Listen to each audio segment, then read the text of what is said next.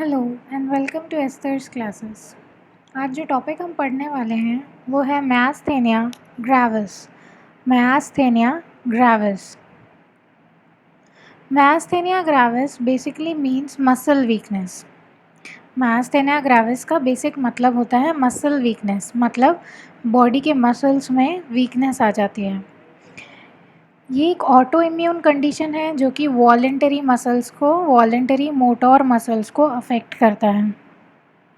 ये जो कंडीशन है वो ऑटो इम्यून डिसीज़ की वजह से होती है और एक क्लासिकल ऑटो इम्यून कंडीशन होता है। 3 मेन फीचर्स होते हैं मायस्थेनिया ग्रेविस के।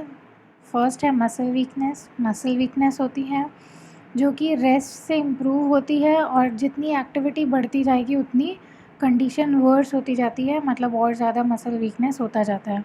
तो ये 3 क्लासिकल फीचर्स हैं जो कि मायस्थेनिया ग्रेविस के पेशेंट में देखने को मिलती हैं।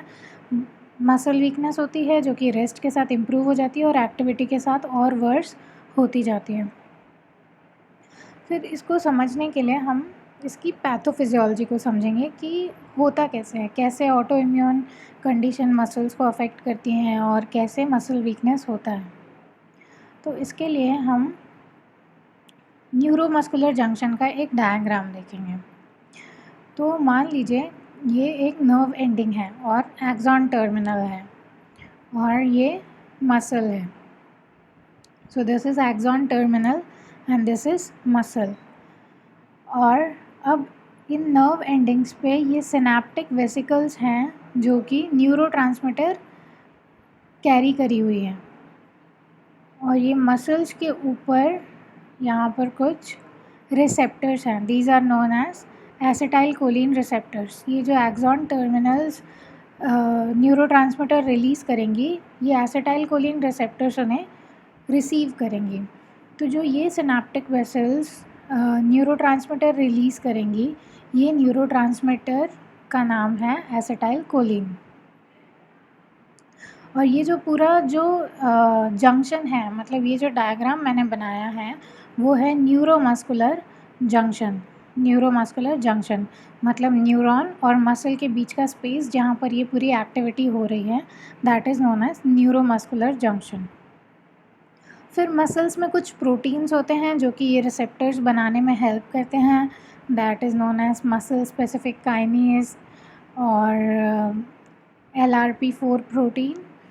तो ये प्रोटीन होती हैं जो कि रिसेप्टर्स को बनाती हैं। जब हम देखेंगे नॉर्मली इसमें फंक्शन क्या होता है, इसके अलावा एक और स्ट्रक्चर है यहाँ पर जो कि एक इनहिबिटिंग एंजाइम है। ये जो येलो कलर में आप देख सकते हैं, that is inhibiting enzyme and that is known as एसिटाइल कोलिनेस्टरेज। तो अब ये नॉर्मली फंक्शन कैसे करता है, तो यहाँ पर ये सारे स्ट्रक्चर्स को आप ध्यान से देखना। ये जो एक्सॉन टर्मिनल है, इसके जो सिनेप्टिक वेसिकल्स हैं उसमें एसिटाइल कोलिन न्यूरोट्रांसमीटर है। तो ये जो नर्व एंडिंग्स हैं, ये जो टर्मिनल्स हैं, वो एसिटाइल कोलिन रिलीज़ करती हैं। जैसे ही ये एसिटाइल कोलिन रिलीज़ करती हैं तो ये जो एसिटाइल कोलिन मसल रिसेप्टर्स हैं वो उन्हें रिसीव करते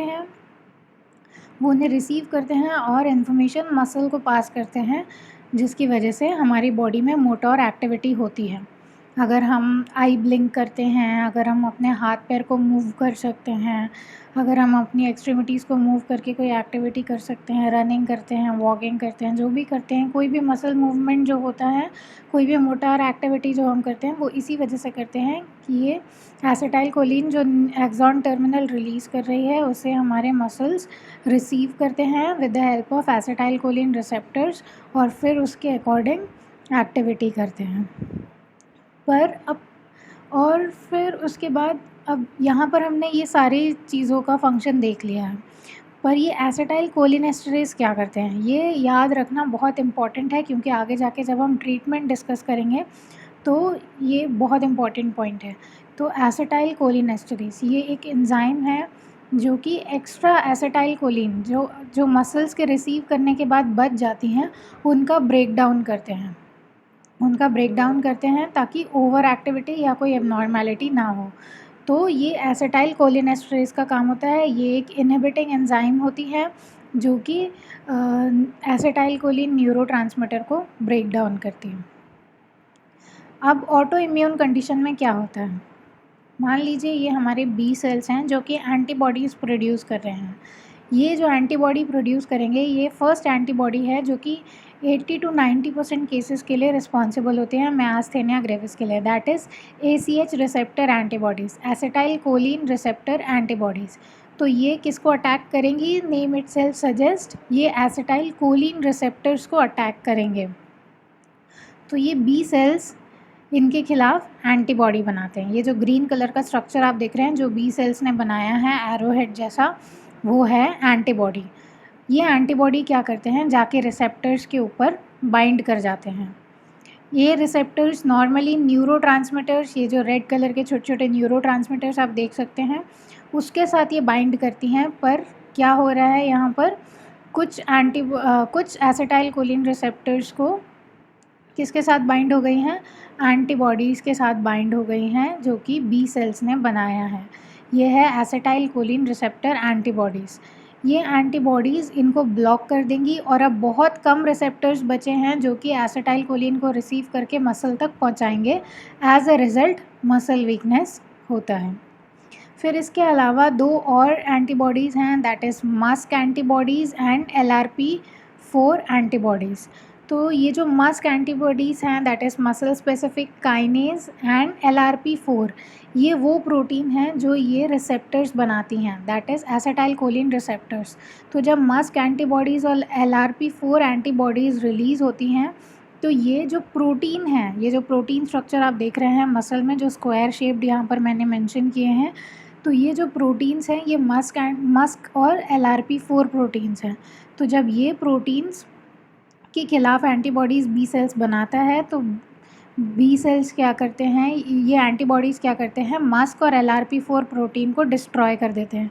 जब ये डिस्ट्रॉय होते हैं तो रिसेप्टर्स नहीं बन पाते हैं और जो रिसेप्टर्स बने हुए हैं वो डिस्ट्रॉय होने लगते हैं क्योंकि इनफ प्रोटीन नहीं है जो कि उनके स्ट्रक्चर को मेंटेन कर सकें, तो उनका भी डिस्ट्रक्शन होने लगता है। तो एज अ रिज़ल्ट जब उनका डिस्ट्रक्शन होने लगता है तो वो एसिटाइल कोलिन को रिसीव नहीं कर पाते हैं और जब रिसीव नहीं कर पाते हैं तो as a result muscle weakness होता है। तो ये था पैथोफिजियोलॉजी की किस तरीके से मसल वीकनेस हो रहा है ऑटो इम्यून कंडीशन में। नेक्स्ट हम देखेंगे कॉजेज़। जो एग्जैक्ट कॉज है वो अननोन है, पर कुछ एविडेंस है कि जिन लोगों में जिनके जीन में है उन्हें हो सकता है। फिर थाइमस ग्लैंड का यहाँ पर एक इम्पॉर्टेंट लिंक है। ये देखा गया है कि मोस्टली जो पेशेंट्स जिनको थाइमोमा है, that is tumour of thymus gland, उन लोगों में 30 to 40% चांसेस होते हैं कि उनको आगे चल के मायस्थेनिया ग्रेविस हो। तो जो थाइमस ग्लैंड है वो बिहाइंड द स्टर्नम, ये येलो कलर का आप इस डायग्राम में देख सकते हैं, थाइमस ग्लैंड है जो कि anterior portion of the chest में है और ये स्टर्नम के पीछे होती है, just behind the sternum. In glands का काम होता है ये टी सेल्स की ग्रोथ को स्टिमुलेट करती हैं, टी सेल्स की ग्रोथ जो कि एक इम्यून सेल्स है उनकी ग्रोथ को स्टिमुलेट करती हैं। तो जिन लोगों में ट्यूमर ऑफ थाइमस ग्लैंड होता है उन लोगों में डेवलप करने के चांसेस होते हैं मायस्थेनिया ग्रेविस। फिर कुछ रिस्क फैक्टर्स हैं जैसे कि फ़ीमेल जो कि 40 इयर्स से कम की हैं, ये जो मेल और फीमेल हैं उन दोनों को डिफरेंट एजेस में अटैक करता है। फीमेल्स को 40 इयर्स से कम में, मतलब 20 to 40 इयर्स के बीच में अफेक्ट करता है, और मेल्स को 60 इयर्स से ऊपर के जो मेल्स होते हैं जो अबव 60 इयर्स है उनको अटैक करता है। या फिर जिनको ऑलरेडी कोई और ऑटो इम्यून डिसीज़ है उनको भी मायस्थेनिया ग्रेविस डेवलप होने के चांसेस होते हैं।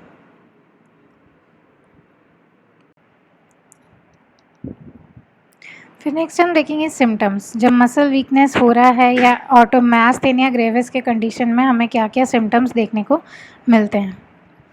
तो जो सबसे पहला मसल, जो मोस्ट कॉमन मसल अफेक्ट होता है दैट इज़ आई मसल और एक्स्ट्रा ऑक्यूलर मसल। तो जब एक्स्ट्रा ऑक्यूलर मसल वीकनेस होती है तो एक कंडीशन डेवलप होती है जिसे हम बोलते हैं diplopia, that is double vision.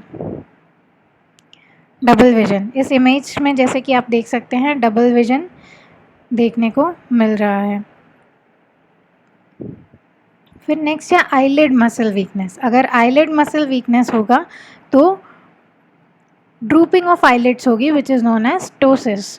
Drooping of eyelid होगी which is known as ptosis. जैसे इस इमेज में देख रहे हैं, एक आईलिड जो है वो वीक होके फॉल हो रही है, मतलब गिर रही है, वो सीधे स्ट्रेट अपने आप को होल्ड नहीं कर पाती हैं मसल वीकनेस की वजह से, और वो फॉल गिर जाती है, थोड़ा नीचे को फॉल होने लगती है muscle, that is known as ptosis और ड्रूपिंग ऑफ आईलिड। फिर इसके अलावा फेशियल और थ्रोट मसल की वीकनेस होती है, जिसमें जॉज जो होते हैं वो बहुत वीक होती हैं, उनमें थकान आ जाती है जिसकी वजह से च्यूइंग में डिफ़िकल्टी होती है। और जब थ्रोट का मसल वीकनेस होता है तो स्लर्ड स्पीच होती है या वॉइस में चेंजेस आते हैं, स्वॉलोइंग में डिफ़िकल्टी होती है, और फेशियल मसल वीकनेस की वजह से ब्लैंड फेशियल एक्सप्रेशन होता है। एक कोई एक्सप्रेशनलेस फेस रहता है, मास्क लाइक अपीयरेंस होता है, कोई भी प्रॉपरली एक्सप्रेशंस नहीं बना पाते due to facial muscle weakness. फिर जनरलाइज्ड मसल वीकनेस की वजह से एक्सट्रीमिटीज़ प्रॉपरली काम नहीं कर पाते हैं, जिस वजह से डिक्रीज मोटर एक्टिविटी होती है। और in severe cases generalised muscle weakness में, इन सीवियर केसेस रेस्पिरेटरी जो फंक्शन है वो डिक्रीज़ हो जाता है, क्योंकि डायफ्राम मसल और चेस्ट मसल वीक हो जाती हैं, और वाइटल कैपेसिटी भी कम हो जाता है क्योंकि प्रॉपरली एयर हम इंस्पिरेट नहीं कर पा रहे हैं। फिर उसके बाद नेक्स्ट हम देखेंगे डायग्नोस्टिक एवेलुएशन। फर्स्ट है हिस्ट्री, कि कितने समय से मसल में वीकनेस आ रही है, क्या रेस्ट के बाद वीकनेस इम्प्रूव हो जाती है, क्या मॉर्निंग में उठते समय पेशेंट नॉर्मल फील करता है और जैसे ही इवनिंग होता जाता है तो एक्टिविटी के साथ थकान और ज़्यादा बढ़ते जाता है, मसल वीकनेस और ज़्यादा होता जाता है। तो ये सारी चीज़ें हमें हिस्ट्री में पूछना है कि किसी और को जीन में मायस्थेनिया ग्रेविस की हिस्ट्री रही है या कोई थाइमस ग्लैंड का ट्यूमर रहा है पहले, तो ये सारी चीज़ें हिस्ट्री में हमें हिस्ट्री कलेक्ट करना है। फिर फिज़िकल एग्जामिनेशन। फ़िज़िकल एग्जामिनेशन में जो सबसे इम्पॉर्टेंट एग्जामिनेशन है उसमें हम पेशेंट को बोलते हैं कि वो अपने आई को ब्लिंक करें। तो जब लगातार वो थोड़ी देर तक 20 to 30 सेकेंड्स के लिए अपनी आइज़ को वो ब्लिंक करेगा तो उसकी आइज़ वीक हो जाएंगी और हमें ड्रूपिंग ऑफ द आईलिड्स देखने को मिलेंगी। तो वो एक क्लासिकल साइन है कि पेशेंट मायस्थेनिया ग्रेविस से सफ़र कर रहा है। फिर उसके अलावा एक और साइन है कि हम पेशेंट को बोलते हैं कि एबडक्शन करें, मतलब अपने हाथ को ऊपर नीचे करें लगातार 20 to 30 टाइम्स। तो जब पेशेंट लगातार 20 to 30 टाइम्स अपने हाथों को एबडक्ट करेगा या ऊपर नीचे करेगा तो उसके उस एरिया में यूनिलैटरल वीकनेस हो जाएगा, मतलब जिस तरफ के मसल्स की एक्टिविटी उसने की है वो बॉडी का पूरा एरिया वीक हो जाएगा। तो ये भी एक क्लासिकल साइन है जिससे हम आइडेंटिफाई कर सकते हैं पेशेंट को मायस्थेनिया ग्रेविस है कि नहीं। फिर उसके अलावा बॉडी में लीजन्स देख सकते हैं, जैसे कि अगर थाइमस ग्लैंड का ट्यूमर पहले रहा है और रिमूव हुआ है तो वहाँ पर सर्जिकल साइन हो सकता है, दिख सकता है। वहाँ पर पेशेंट को ब्रीथ करने के लिए बोलेंगे, जिससे कि हम उसके रेस्पिरेटरी फंक्शंस को देख सकें। फिर उसके वाइटल साइंस को कलेक्ट करेंगे। फिर उसके बाद जो नेक्स्ट है वो है forced vital capacity. Forced vital capacity is the total amount of air exhaled during FEV test. Forced expiratory test या forced expiratory volume, जिसमें कि कितना एयर हम एक्सेल कर पा रहे हैं, ये स्पायरोमेट्री के दौरान लंग फंक्शन को टेस्ट करने के लिए किया जाता है, ये देखने के लिए कि लंग मसल्स जो हैं वो वीक तो नहीं है और पेशेंट को ब्रीदिंग डिफ़िकल्टी तो नहीं हो रही है। क्योंकि अगर रेस्पिरेशन कम हुआ तो सीरियस कॉम्प्लिकेशंस हो सकते हैं, रेस्पिरेटरी फेलियर हो सकता है और सीरियस कॉम्प्लिकेशंस हो सकते हैं। फिर उसके अलावा हम सीरम एनालिसिस करते हैं, ब्लड टेस्ट करते हैं, जिसमें कि हम सीरम का एनालिसिस करते हैं एंटीबॉडीज़ के लिए, 3 स्पेसिफिक एंटीबॉडीज़ के बारे में, और उन किस तरीके से उन एंटीबॉडीज़ की वजह से मायस्थेनिया ग्रेविस होता है ये मैं आप लोग को बता चुकी हूँ।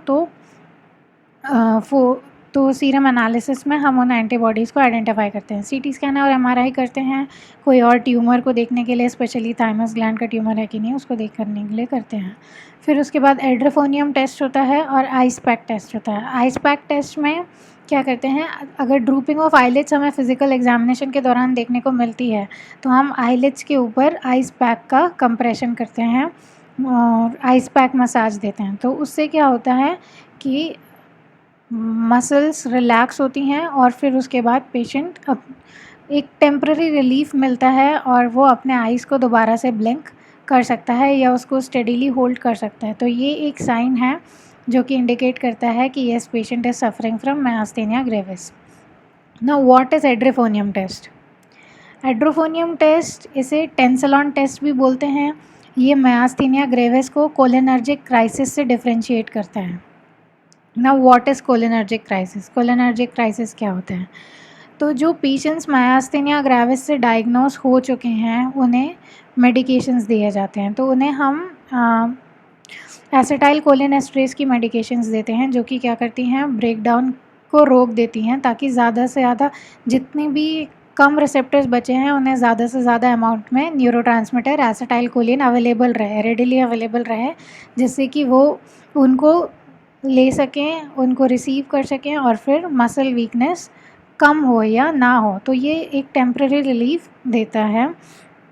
तो कोलिनर्जिक क्राइसिस में क्या होता है कि बहुत ज़्यादा अमाउंट में जब एसिटाइल कोलिनेस्ट्रेज दिया जाता है तो अब मसल्स के लिए वो टू मच हो जाता है, तो अब वो उन्हें रिसीव करना बंद कर देती हैं, तो उसके इफ़ेक्ट के लिए वो रिएक्ट करना बंद कर देती हैं। बहुत ज़्यादा एसिटाइल कोलिन वहाँ पर जमा हो जाता है and it is too much for muscle receptors to receive, तो वो उन्हें रिसीव करना बंद कर देती हैं। तो इस कंडीशन को हम बोलते हैं कोलिनर्जिक क्राइसिस। तो इसके बीच में डिफरेंशिएट करने के लिए और आइडेंटिफाई करने के लिए कि कोलिनर्जिक क्राइसिस है कि मायस्थेनिया ग्रेविस है, इसको आइडेंटिफाई करने के लिए हम एड्रोफोनियम टेस्ट करते हैं।